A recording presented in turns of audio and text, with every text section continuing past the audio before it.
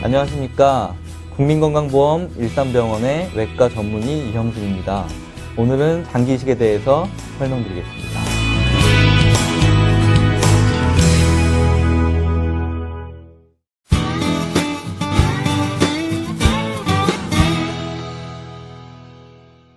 일단 장기이식이란 망가진 장기를 떼어내고 새 장기를 이식하는 것을 말합니다.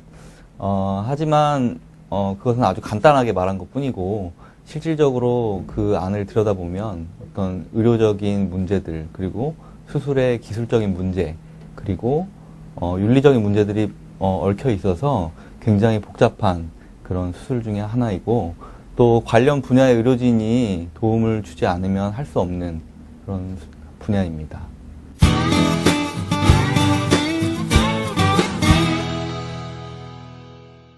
네, 일단 크게 말하면 생체 이식과 뇌사자 이식이 있습니다.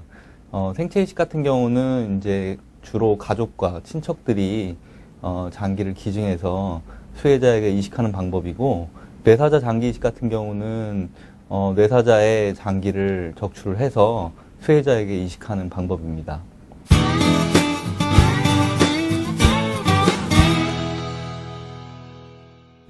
일단은 장기가 망가져서 대체요법이 필요한 환자들이고요.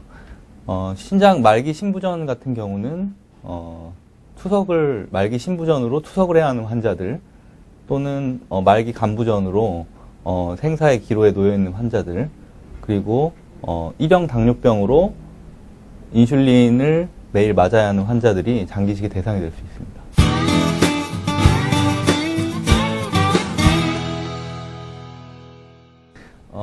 먼저 수술 전에 환자가 장기를 이식받을 수 있는 상태인지를 점검을 해야 됩니다.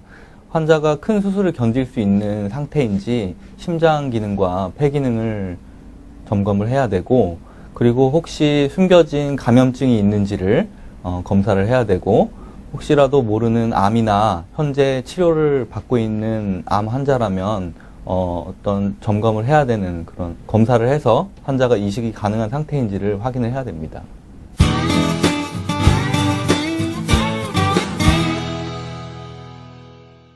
일단은 망가진 장기를 떼어내고 새 장기가 환자의 몸 안에 들어가서 제대로 된 기능을 하는 것이기 때문에, 말기 간부전 환자 같은 경우는 간이식을 하고 나면 새로운 생명을 얻을 수 있는 기회가 주어지게 됩니다. 그리고 일형 당뇨병 환자 같은 경우는 인슐린으로부터 자유로워질 수 있는 상태가 되겠습니다.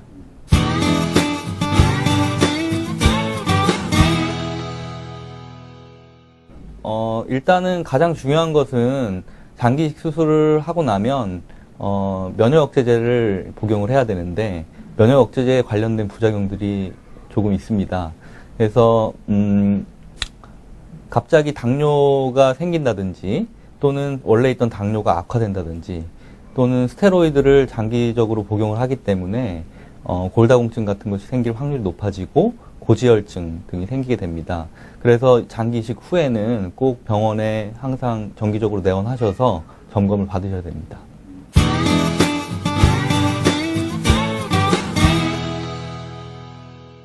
네, 장기이식 후에는 면역억제제를 계속 복용하는 상태이기 때문에 일반인들에 비해서 면역력이 많이 떨어져 있는 상태가 됩니다.